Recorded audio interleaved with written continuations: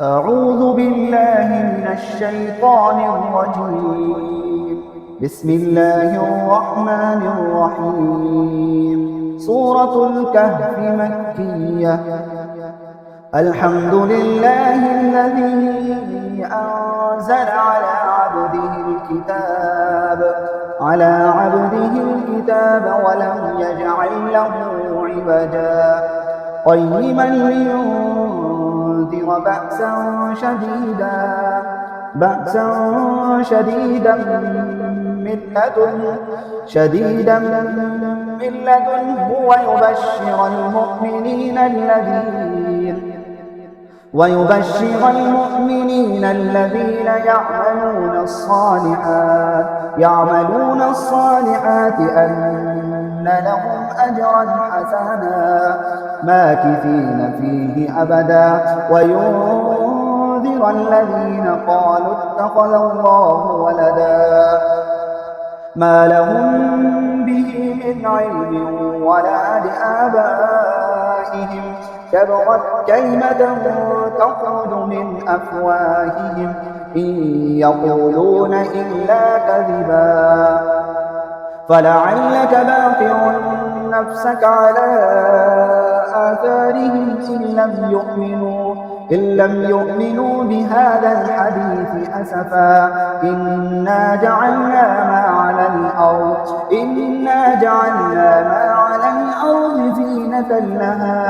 زينة لها لنبلوهم أيهم أحسن عملا وإنا لجاعلون ما عليها صعيدا جرزا أم حسبت أن أصحاب الكهف والرقيم كانوا من آياتنا عجبا إذ أوى الفتية إلى الكهف فقالوا ربنا آتنا من لدنك رحمة وهيئ لنا من أمرنا رشدا فضربنا على آذانهم في الكهف سنين عددا ثم بعثناهم لنعلم أي الحزبين أحصى لما لبثوا أمدا نحن نقص عليك نبأهم بالحق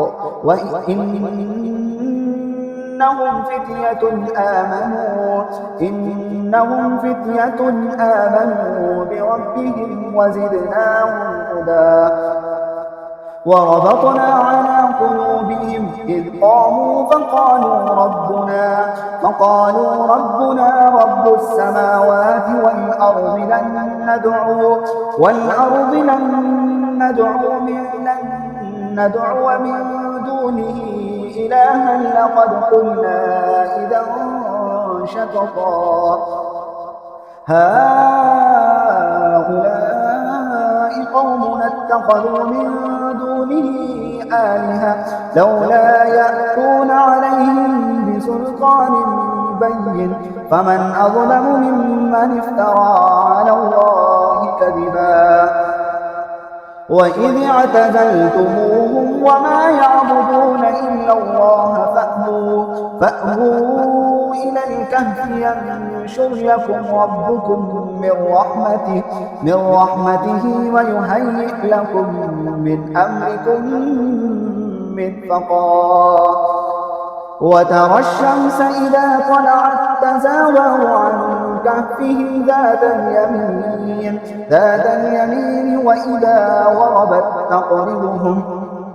وإذا غربت تقرضهم ذات الشمال وهم في فجوة منه ذلك من آيات الله من يهد الله فهو المهتد ومن يضلل الله فلن تجد له وليا مرشدا وتحسبهم أيقاظا وهم رقود ونقلبهم ذات اليمين وذات الشمال وكلبهم باسط ذراعيه بالبصيد لو اطلعت عليهم لوليت منهم فرارا ولملئت منهم رعبا وكذلك بعثناهم ليتساءلوا بينهم قال قائل منهم كم لبثتم قالوا لبثنا يوما أو بعض يوم قالوا ربكم أعلم بما لبثتم قالوا ربكم أعلم بما لبثتم فابعثوا أحدكم بورقكم هذه إلى المدينة فلينظر أيها أزكى طعاما فليأتكم برزق منه وليتلطف ولا يشعرن بكم أحدا إنهم إن يظهروا عليكم يرجموكم أو يعيدوكم في ملتهم ولن تفلحوا إذا أبدا وكذلك آثرنا عليهم ليعلموا أن وعد الله حق وأن الساعة لا ريب فيها إذ يتنازعون بينهم أمرهم فقالوا بنوا عليهم بنيانا ربهم أعلم بهم قال الذين ظلموا على أمرهم لنتخذن عليهم مسجدا سيقولون ثلاثة رابعهم كلبهم ويقولون خمسة سادسهم كلبهم رجما بالغيب ويقولون سبعة وثامنهم كلبهم قل ربي أعلم بعدتهم ما يعلمهم إلا قليل فلا تمار فيهم إلا مراء ظاهرا ولا تستفت فيهم منهم أحدا ولا تقولن لشيء إني فاعل ذلك غدا إلا أن يشاء الله واذكر ربك إذا نسيت وقل عسى أن يهديني ربي لأقرب من هذا رشدا ولبثوا في كهفهم 300 سنين وازدادوا 9 قل الله أعلم بما لبثوا له غيب السماوات والأرض أبصر به وأسمع ما لهم من دونه من ولي ولا يشرك في حكمه أحدا واتل ما أوحي إليك من كتاب ربك لا مبدل لكلماته ولن تجد من دونه ملتحدا واصبر نفسك مع الذين يدعون ربهم بالغداة والعشي يريدون وجهه ولا تعد عيناك عنهم تريد زينة الحياة الدنيا ولا تطع من أغفلنا قلبه عن ذكرنا واتبع هواه وكان أمره فرطا وقل الحق من ربكم فمن شاء فليؤمن ومن شاء فليكفر إنا أعتدنا للظالمين نارا أحاط بهم سرادقها وإن يستغيثوا يغاثوا بماء كالمهل يشوي الوجوه بئس الشراب وساءت والسماء مرتفقا إن الذين آمنوا وعملوا الصالحات إنا لا نضيع أجر من أحسن عملا أولئك لهم جنات عدن تجري من تحتهم الأنهار يحلون فيها من أساور من ذهب ويلبسون ثيابا خضرا من سندس واستبرق متكئين فيها على الأرائك نعم الثواب وحسنت مرتفقا واضرب لهم مثلا رجلين جعلنا لأحدهما جنتين من أعناب وحففناهما بنخل وجعلنا بينهما زرعا كلتا الجنتين آتت أكلها ولم تظلم منه شيئا وفجرنا خلالهما نهرا وكان له ثمر فقال لصاحبه وهو يحاوره أنا أكثر منك مالا وأعز نفرا ودخل جنته وهو ظالم لنفسه قال ما أظن أن تبيد هذه أبدا وما أظن الساعة قائمة ولئن رددت إلى ربي لأجدن خيرا منها منقلبا قال له صاحبه وهو يحاوره أكفرت بالذي خلقك من تراب ثم من نطفة ثم سواك رجلا لكن هو الله ربي ولا أشرك بربي أحدا فلولا إذ دخلت جنتك قلت ما شاء الله لا قوة إلا بالله إن ترني أنا أقل منك مالا وولدا فعسى ربي أن يؤتيني خيرا من جنتك ويرسل عليها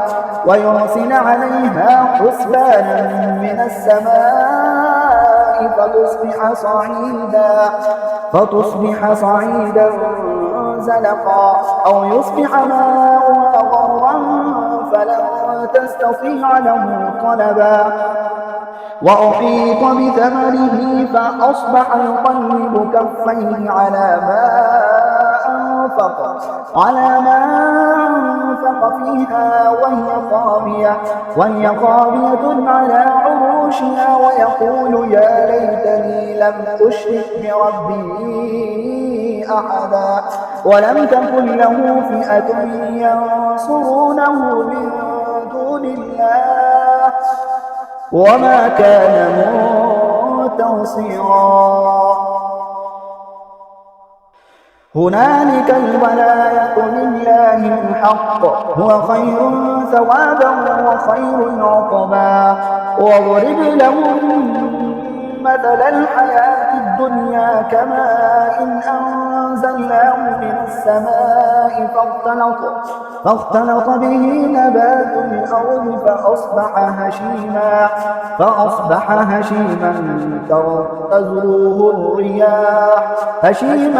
تذروه الرياح وكان الله على كل شيء مقتدرا المال والبنون زينة الحياة الدنيا والباقيات الصالحات خير عند ربك ثوابا وخير أملا ويوم نسير الجبال وترى الأرض بارزة وحشرناهم فلم نغادر منهم أحدا وعرضوا على ربك صفا لقد جئتمونا كما خلقناكم أول مرة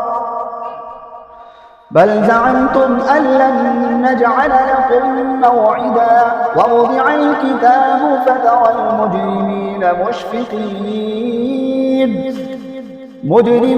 مشفقين مما فيه ويقولون يا ويلتنا ما لهذا الكتاب لا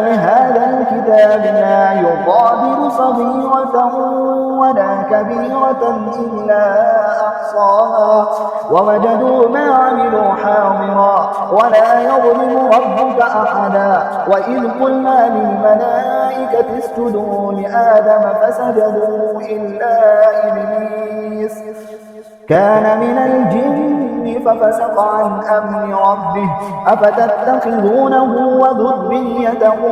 أولياء من دوني وهم لكم عدو بئس للظالمين بدلا ما أشهدتم خلق السماوات والأرض ولا خلق أنفسهم وما كنت متخذ المضلين عضدا ويوم يقول نادوا شركائي الذين زعمتم فدعوهم فلم يستجيبوا لهم وجعلنا بينهم موبقا ورأى المجرمون النار فظنوا أنهم مواقعوها ولم يجدوا عنها مصرفا ولقد صرفنا في هذا القرآن للناس من كل مثل وكان الإنسان أكثر شيء جدلا وما منع الناس أن يؤمنوا إذ جاءهم الهدى ويستغفروا ربهم إلا أن تأتيهم سنة الأولين أو يأتيهم العذاب قبلا وما نرسل المرسلين إلا مبشرين ومنذرين ويجادل الذين كفروا بالباطل ليدحضوا به الحق واتخذوا آياتي وما أنذروا هزوا ومن أظلم ممن ذكر بآيات ربه فأعرض عنها ونسي ما قدمت يداه إنا جعلنا على قلوبهم أكنة أن يفقهوه وفي آذانهم وقرا وإن تدعوهم إلى الهدى فلن يهتدوا إذا أبدا وربك الغفور ذو الرحمة لو يؤاخذهم بما كسبوا لعجل لهم العذاب بل لهم موعد لن يجدوا من دونه موئلا وتلك القرى أهلكناهم لما ظلموا وجعلنا لمهلكهم موعدا وإذ قال موسى لفتاه لا أبرح حتى أبلغ مجمع البحرين أو أمضي حقبا فلما بلغا مجمع بينهما نسيا حوتهما فاتخذ سبيله في البحر سربا فلما جاوزا قال لفتاه آتنا غداءنا لقد لقينا من سفرنا هذا نصبا قال أرأيت إن أوينا إلى الصخرة فإني نسيت الحوت وما أنسانيه إلا الشيطان أن أذكره واتخذ سبيله في البحر عجبا قال ذلك ما كنا نبغي فارتدا على آثارهما قصصا فوجدا عبدا من عبادنا آتيناه رحمة من عندنا وعلمناه من لدنا علما قال له موسى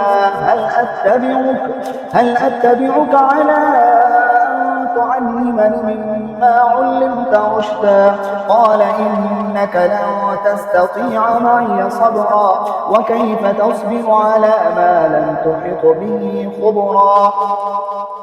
قال ستجدني إن شاء الله صابرا ولا أعصي لك أمرا قال فإن اتبعتني فلا تسألني عن شيء حتى أحدث لك منه ذكرا فانطلقا حتى إذا ركبا في السفينة خرقها قال أخرقتها لتغرق أهلها لقد جئت شيئا إمرا قال ألم أقل إنك لن تستطيع معي صبرا قال لا تؤاخذني بما نسيت ولا ترهقني من أمري عسرا فانطلقا حتى إذا لقيا غلاما فقتله قال أقتلت نفسا زكية بغير نفس لقد جئت شيئا نكرا قال ألم أقل لك إنك لن تستطيع معي صبرا قال إن سألتك عن شيء بعدها فلا تصاحبني قد بلغت من لدني عذرا فانطلقا حتى إذا أتيا أهل قرية استطعما أهلها فأبوا أن يضيفوهما فوجدا فيها جدارا يريد أن ينقض فأقامه قال لو شئت لاتخذت عليه أجرا قال هذا فراق بيني وبينك سأنبئك بتأويل ما لم تستطع عليه صبرا أما السفينة فكانت لمساكين يعملون في البحر فأردت أن أعيبها وكان وراءهم ملك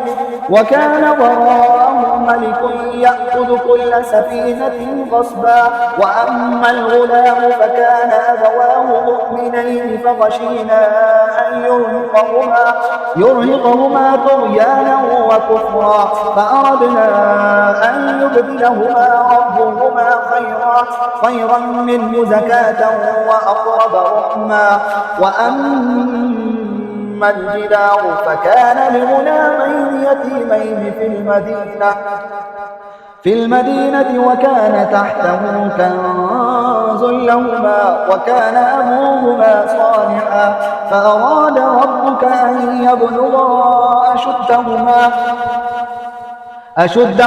ويستخرجا كنزهما رحمة من ربك وما فعلته عن أمري ذلك تأويل ما لم تستطع عليه صبرا ويسألونك عن ذي القرنين قل سأتلو عليكم منه ذكرا إنا مكنا له في الأرض وآتيناه كل شيء سببا فأتبع سببا حتى إذا بلغ مغرب الشمس وجدها تغرب في عين حمئة ووجد عندها قوما قلنا يا ذا القرنين إما أن تعذب وإما أن تتخذ فيهم حسنا قال أما من ظلم فسوف نعذبه ثم يرد إلى ربه فيعذبه عذابا نكرا وأما من آمن وعمل صالحا فله جزاء الحسنى وسنقول له من أمرنا يسرا ثم أتبع سببا حتى إذا بلغ مطلع الشمس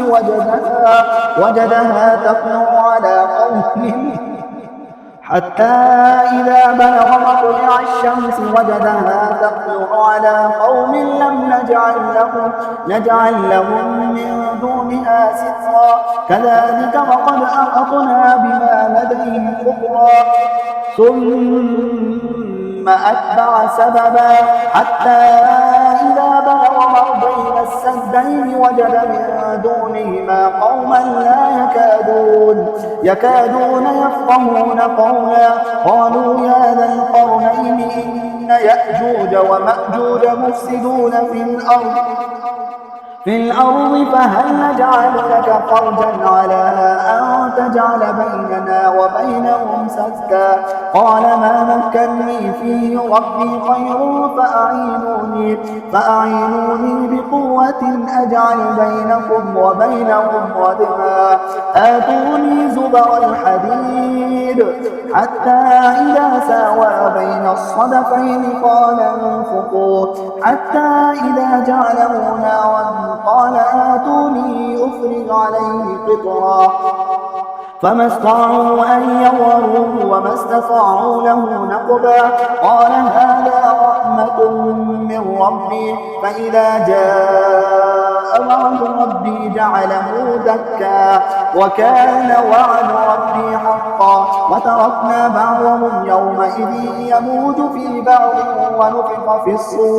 ونفخ في الصور فجمعناهم جمعا وعرضنا جهنم يومئذ للكافرين عرضا الذين كانت أعينهم في غطاء عن ذكري وكانوا لا يستطيعون سمعا أفحسب الذين كفروا أن يتخذوا عبادي من دوني أولياء إنا أعتدنا جهنم للكافرين نزلا قل هل ننبئكم بالأخسرين أعمالا الذين ضل سعيهم في الحياة الدنيا وهم يحسبون أنهم يحسنون صنعا أولئك الذين كفروا بآيات ربهم ولقائه فحبطت أعمالهم فلا نقيم لهم يوم القيامة وزنا ذلك جزاؤهم جهنم بما كفروا واتخذوا آياتي ورسلي هزوا إن الذين آمنوا وعملوا الصالحات كانت لهم جنات الفردوس نزلا خالدين فيها لا يبغون عنها حبلا قل لو كان البحر مدادا لكلمات ربي لنفد البحر قبل أن تنفد كلمات ربي ولو جئنا بمثله مددا قل إنما أنا بشر مثلكم يوحى إلي أنما إلهكم إله واحد فمن كان يرجو لقاء ربه فليعمل عملا صالحا ولا يشرك بعبادة ربه أحدا صدق الله العظيم.